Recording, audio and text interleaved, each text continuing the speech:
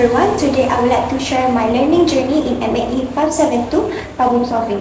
Throughout this course, I learned that problem solving is not merely about obtaining an answer, but about understanding the thinking process behind the solution. In this presentation, I will demonstrate two examples of problem solving, namely a non-routine mathematical problem and a Sudoku puzzle, before concluding with my personal reflection on how this course has influenced my thinking, learning, and everyday life. For question 1, I deliberately chose the pairing strategy instead of directly applying the arithmetic series formula because it is more visual, intuitive, and highlights mathematical reasoning. First, I understood the problem. We are required to find the sum of all integers from 17 to 93 without adding one by one.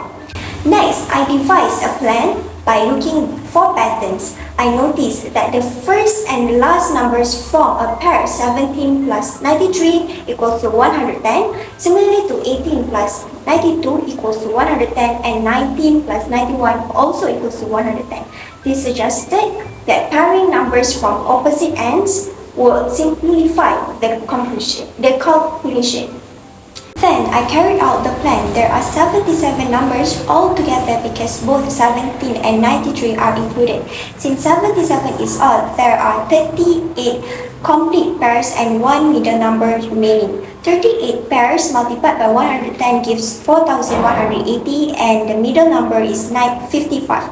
Therefore, the total sum is 4,235.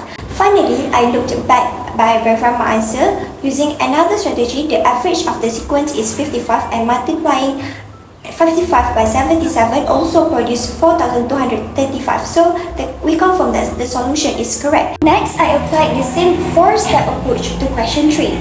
First, I understood the problem. Students are arranged evenly in a circle and the 19th student stands directly opposite the 76 students. In a circular arrangement, opposite positions always represent half of the total number of participants.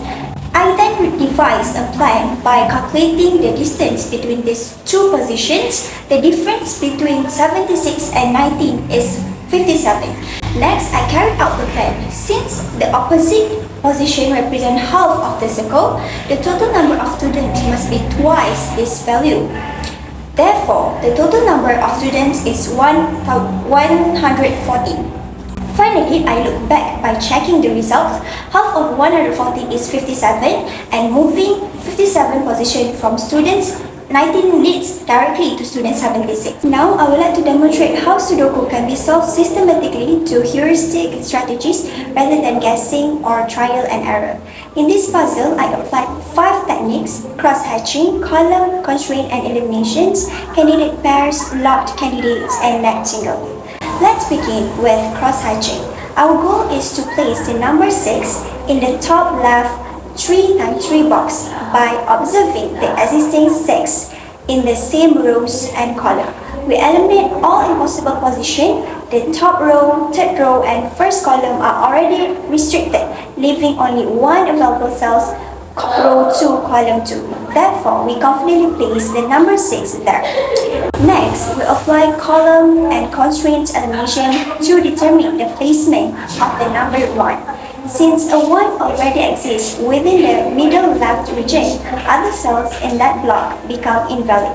By tracing the restrictions from neighboring rows and columns, we discover that the number 1 can only appear in a limited pathway within the column. This process helps reduce possible locations and narrows our search. The third strategy is candidate pairs. As more numbers are filled in, some cells are left with only 2 possible values such as 8 and 5. These pairs become locked into their respective cells, allowing us to eliminate these candidates from other cells in the same row or column. Consequently, the remaining cells in the column can only contain 9, enabling further process in the puzzle. The fourth technique is locked candidates.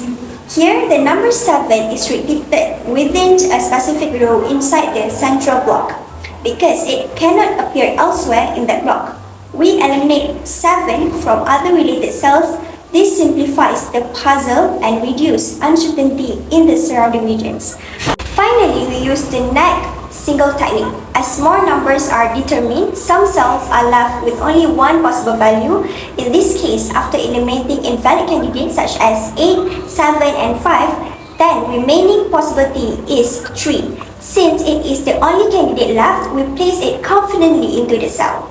Through these 5 state strategies, Sudoku becomes a process of logical reasoning rather than guessing. The colors used in the puzzle represent the different techniques applied, helping us visualize how each strategy contributes to the final solution.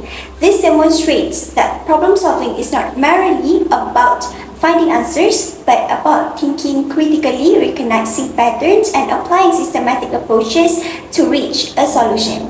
Over the past 14 weeks in MAE 572, I discovered that problem solving is much more than obtaining the correct answer.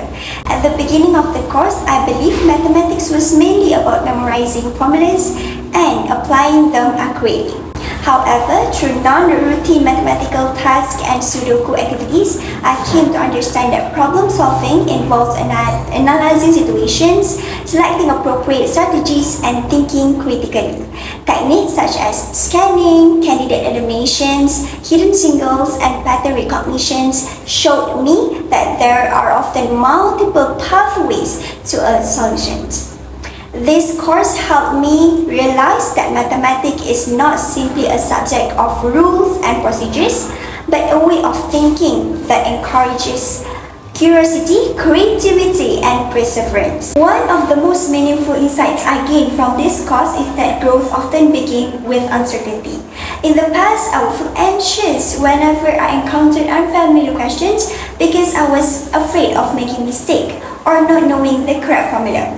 MAE 572 changed the mindset completely. Instead of seeing confusion as a failure, I learned to view it as the first step toward understanding. There are many moments when I feel stuck, especially during challenging problem-solving activities, but I gradually learned to pause, reflect, and approach the problem from a different perspective. This experience taught me to be more patient with myself and reminded me that learning is not measured by how quickly we arrive at an answer, but how willing we are to continue searching for meaning when the answer is not immediately visible.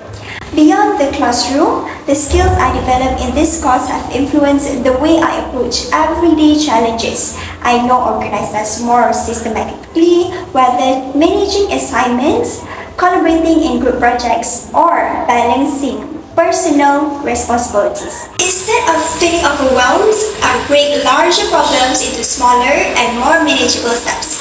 The logical reasoning and attention to details developed through Sudoku activities have trained my decision-making skills and taught me the importance of careful observation.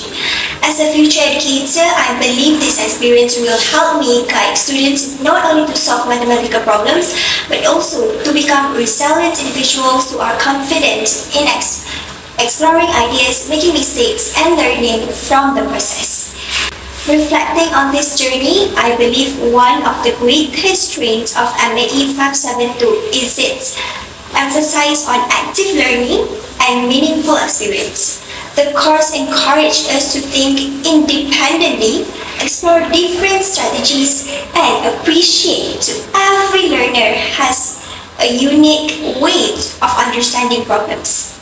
At the same time, some problem-solving techniques require more practice and discussion to fully master, which suggests that additional guided activities could further strengthen students' confidence. Nevertheless, this course has left a lasting impact on me. It has taught me that success is not defined by speed, perfection, or obtaining the right answer immediately, but by the courage to persist, the willingness to think deeply, and the ability to learn from every challenge.